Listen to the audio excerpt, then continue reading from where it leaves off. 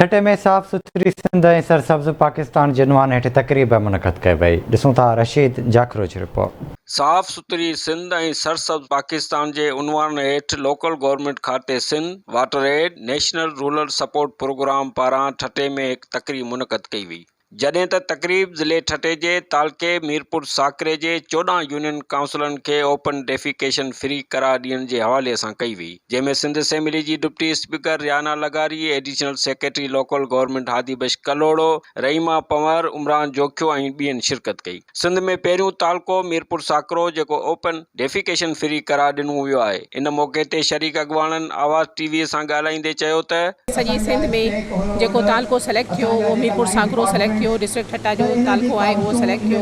मीरपुर साकरो एतिरो डेवलप तालको न आहे, लेकिन असां हिकिड़ो Sindh government NRSP water aid इन्हनि जी तरफ़ां इहो तालको सेलेक्ट थियो, जंहिंमें ओपन डेफिकेशन फ्री स्टेटस जेके बाथरूम आहिनि वॉशरूम्स उन्हनि ठाराया ऐं जेको ओपन बाथरूम आहिनि उन्हनि जी हौसला शिकनी कई, उन्हनि जे बारे में अवेयरनेस ॾिनी त जेके ओपन बाथरूम्स आहिनि उन मां बीमारियूं थियनि थियूं ऐं उहे बीमारियूं वरी असांजे माशरे खे ख़तमु करे छॾींदियूं।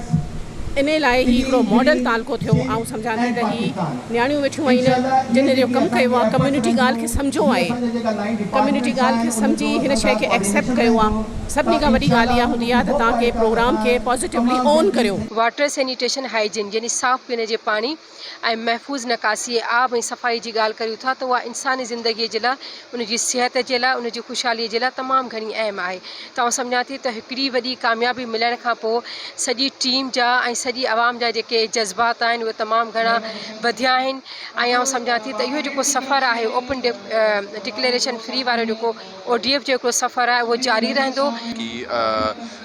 जो मेजर फ़ायदा है वो तो रिडक्शन होगी स्टंटिंग में, बच्चों की जो डायरिया के केसेस होते हैं और उसकी वजह से जो बीमार बच्चे होते हैं और जो स्टंटिंग रेट का प्रेवलेंस है।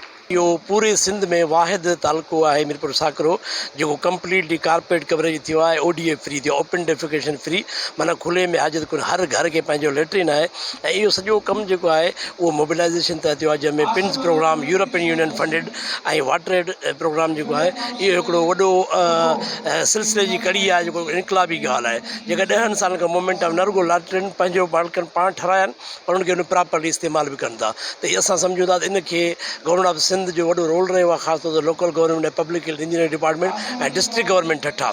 सिंध जे ॿाराड़ियुनि में साफ़ पाणी जी फराहमीअ लाइ क़दम खणण सां गॾोगॾु सिंध जे ॻोठनि ऐं स्कूलनि में सफ़ाई जा क्लास हलाइण सां गॾु वॉशरूम, साफ़ पाणी ऐं बुनियादी सहूलियतूं फराहम करण सां ई साफ़ सुथरी सिंध जो क़याम अमल में अची सघे थो।